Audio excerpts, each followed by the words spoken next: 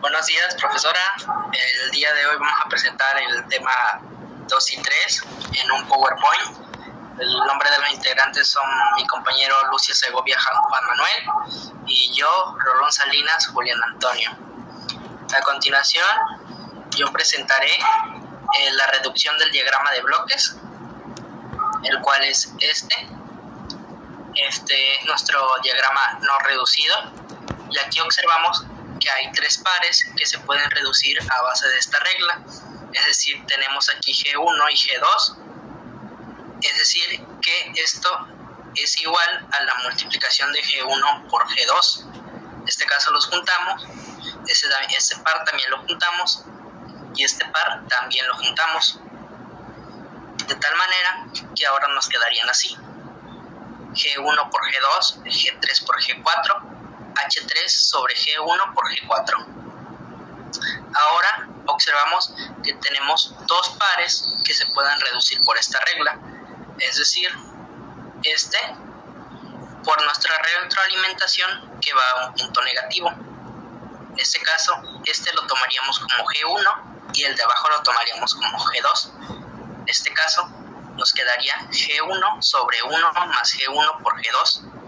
De esta manera, también quedaría igual. Entonces, continuamos y al hacer esta reducción nos quedaría así. Ahora observamos que el siguiente diagrama de bloques se puede reducir en base a la primera regla de álgebra que mostramos en la diapositiva número 1, que es igual el G1 por el G2 que tenemos aquí. Entonces lo tomaremos como G1 y lo tomaremos como G2, los multiplicamos y nos quedaría así.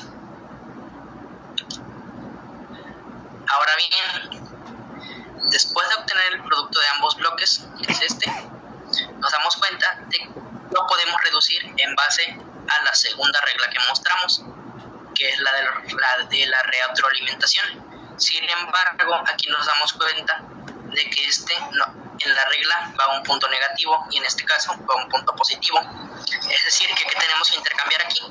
Aquí, en lugar de G1 sobre 1 más G1 por G2, nos quedaría G1 sobre 1 menos G1 por G2, en donde el del centro lo tomaremos como G1 y la retroalimentación la tomaremos como G2. De tal manera que ahora nos quedaría esto, y este sería nuestro diagrama de bloques reducido totalmente. A continuación,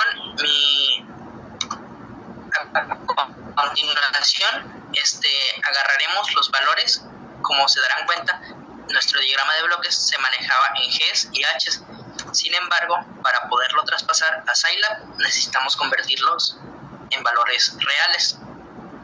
En ese caso, a G1 le dimos el valor de 2, a G2 el valor de 1 sobre S más 1, a G3 1 sobre S más 3, a G4 5, a H1 4, a H2 3, a H3 1. De tal manera que nos quedaría así. El círculo rojo representa nuestro diagrama no reducido y el círculo verde representaría nuestro diagrama totalmente reducido. Nos serviría para comparar ambas señales.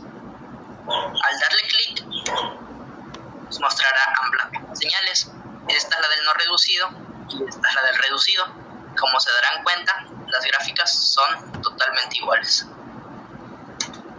Ahora sí, a continuación, mi compañero Lucia hará el siguiente paso, que es la traducción del diagrama de bloques y la regla de Mason. Ok, bueno. Primeramente, la regla de Mason es la forma de reducción de gráficos de señales de flujo a una sola función de transferencia que relacione la salida del sistema con su entrada. Tenemos varias cosas que hacer, entre ellas es un diagrama de flujo de señal, una ganancia de las mallas, ganancia de la trayectoria directa, de las mallas que no se tocan y finalmente entre un par de detalles más, la fórmula de Mason. Bueno, como podemos ver, la parte de arriba es el diagrama de flujo, el normal. pero el no reducido. Y lo que tenemos abajo es ese diagrama, pero hecho un diagrama de flujo de señal. De esta forma, como podemos ver, cómo se convierte. Tenemos que en esencia todo lo que era flecha se convierte en un punto de conexión, porque al final es eso, una flecha, al menos en los diagramas, un punto de conexión. Por consiguiente, todo lo que es flechas en el diagrama de arriba se convierte en conexión o un círculo en el diagrama de abajo. De aquí, todo lo que son cuadros, como G1, G2, H1, H2, y lo que sea el punto de retorno, ya sea más o menos, lo vamos a convertir en flechas. El punto de retorno se va a volver un 1, positivo o negativo según el signo en donde esté llegando, y todo lo que es G1, G2, H1, H2 simplemente se señala, se indica que es eso. Como podemos ver, tal cual ahí en las flechas tenemos el 1, menos 1 de ser necesario. Tenemos G1, G2, H1, etcétera en las flechas. Y en los puntos de conexión hay que recalcar que le ponemos V1, V2, porque así es como se maneja la notación.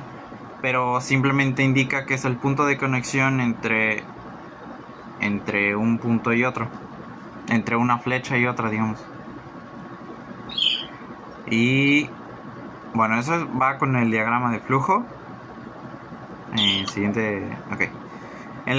Lo que hacemos, como expliqué al principio, es que hay que sacar las ganancias de las mallas, que en definición es el producto de ganancia de rama encontrado al recorrer una trayectoria que empieza en un nodo y termina en el mismo nodo, sin pasar por ningún otro nodo más de una vez y siguiendo la dirección del flujo de señales. Esto traducido de manera sencilla no es más que el retorno, la retroalimentación, digamos, como podemos ver en el diagrama.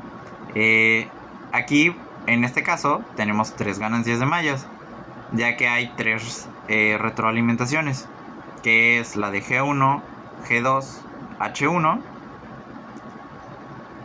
la de G3, G4 y H2, y finalmente la de G1, G2, G3, G4. ¿Por qué? Porque empezamos desde el punto de RDS, contando todas las G y H, entonces de la G1 a la 4, y de ahí lo que es H3 sobre G4 y 1 sobre G1. Ahí, como podemos ver, todo se multiplica, de forma que podemos simplificar esta tercera malla y nos queda que es G2, G3 y H3. Entonces, eso es con las ganancias de las mallas, que como ya vimos son 3. Ahora, ganancia de trayectoria directa. En definición, es el producto de ganancias encontrado al recorrer una trayectoria del nodo de entrada al nodo de salida de gráfica del flujo de señales en la dirección del flujo de señales. Esto no es más que el simple recorrido de inicio a fin, que en este caso es de RDS a CDS. Entonces, en este caso, porque hay otros casos en los que sí hay como una bifurcación, en donde al final llega al mismo punto, pero en este caso no lo hay. Solo hay una ganancia de trayectoria directa, que es la que va empezando por RDS, es G1, G2, G3 y G4. que esto a su vez es igual a TK, que viene de la fórmula de Mason, pero más adelante lo vemos. Ahora, la ganancia de mallas que no se tocan. En definición, las mallas que no se tocan son lazos que no tienen nodos en común, como se indica en el nombre, no se tocan. Y ganancia de mallas que no tocan es el producto de ganancias de mallas a partir de las mallas que no se tocan tomadas a la vez 2, que a la vez 2, que son las mallas dobles, a la vez 3, mallas triples, 4, mallas cuádruples, etc. En este caso, solo hay una ganancia de malla que no se toca. Honestamente, en el problema, en principio yo tuve poco entendimiento, porque creí lo que se tiene que hacer es no solamente los nodos, o sea, como tal estrictamente los nodos que no se tocan, como podríamos entender entre lo que es G1, G2, H1 con la malla grande que recorre que es la de arriba, la retroalimentación de arriba. En sí se refiere como tal a la dirección.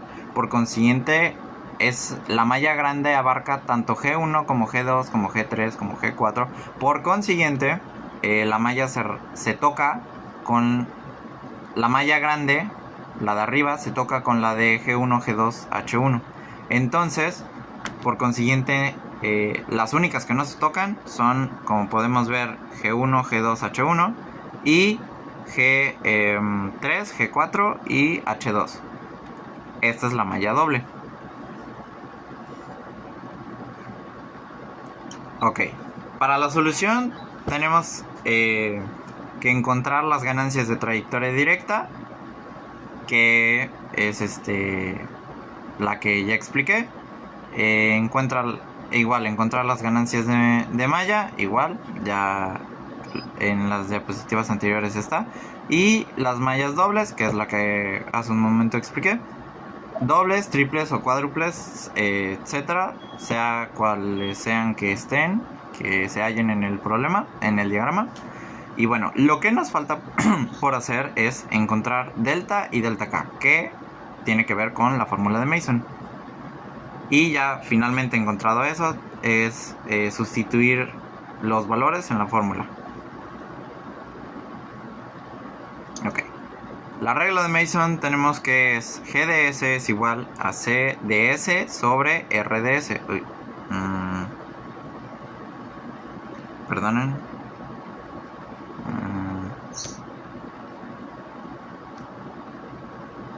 Ok. Entonces, tenemos que entonces CDS entre RDS es igual a la sumatoria de K por TK por delta K. Todo eso sobre delta. Entonces, ¿qué es K? Es el número de trayectorias directas, que en este caso solo hay una. TK, que K se sustituye porque lo siguiente es solo T1, que lo mencioné antes. Es la késima ganancia de trayectoria directa. Delta, que es igual a 1 menos la sumatoria de las ganancias de mallas simples. 1 menos, ganancia de mallas simples, más sumatoria de ganancias de mallas dobles, menos las de ganancias de mallas triples, más, etcétera, etcétera. Así, más, menos, sea X número de mallas que haya. Y delta K es igual que delta menos la sumatoria de términos de ganancia de mallas en delta que tocan la késima trayectoria directa. O en otras palabras, que delta K se forma al eliminar de las ganancias de mallas que tocan la késima trayectoria directa. O sea, hace el punto de RDS a CDS.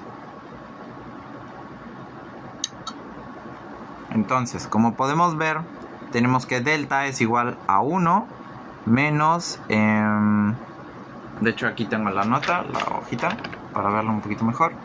Tenemos que delta es igual a 1 menos y abrimos corchete, indicando que son las mallas simples, son todas las mallas simples, menos. ¿Por qué menos? Porque si se dan cuenta, como podrán ver en el diagrama de flujo, está que H1DS se encuentra con un -1, por consiguiente,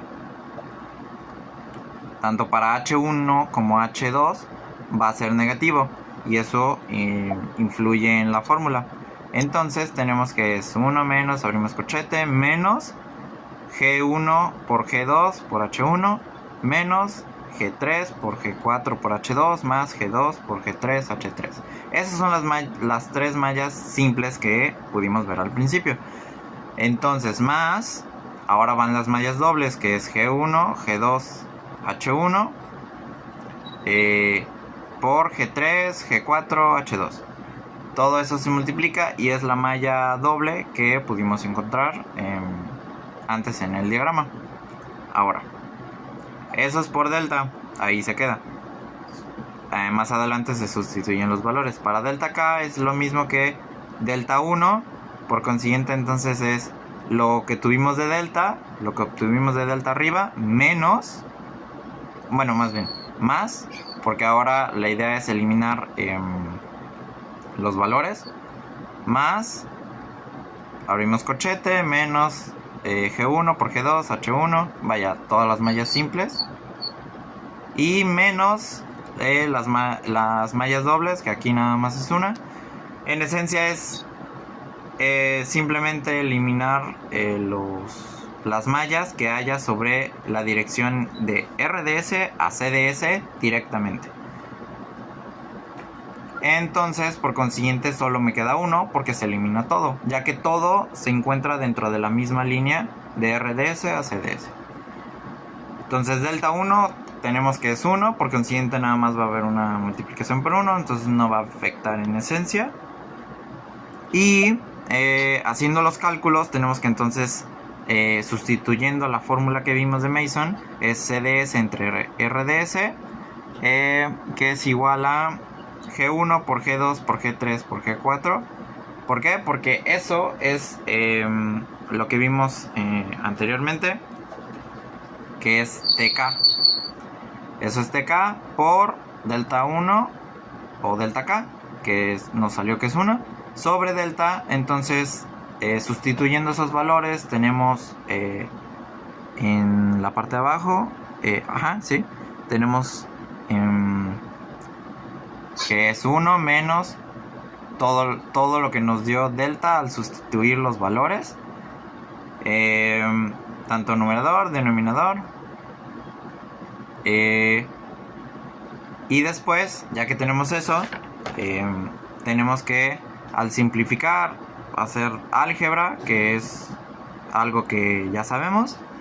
Tenemos que al final nos da 10 sobre s cuadrada más 27s más 161, lo cual en el momento en el que comparamos con la reducción de antes, tenemos que efectivamente es 10 sobre s cuadrada sobre 10 sobre s cuadrada más 27s más 161. De esta forma aclaramos que si, sea cual sea el método, tuvimos el mismo resultado, y así es como se hace la regla de Mason con respecto a los diagramas de bloques. Muy bien, pues eso sería todo. Yo creo que ya no hay nada más que agregar, y pues creo que quedó bien explicada la regla de Mason y la reducción del diagrama de bloques. Muchas gracias. Muchas gracias.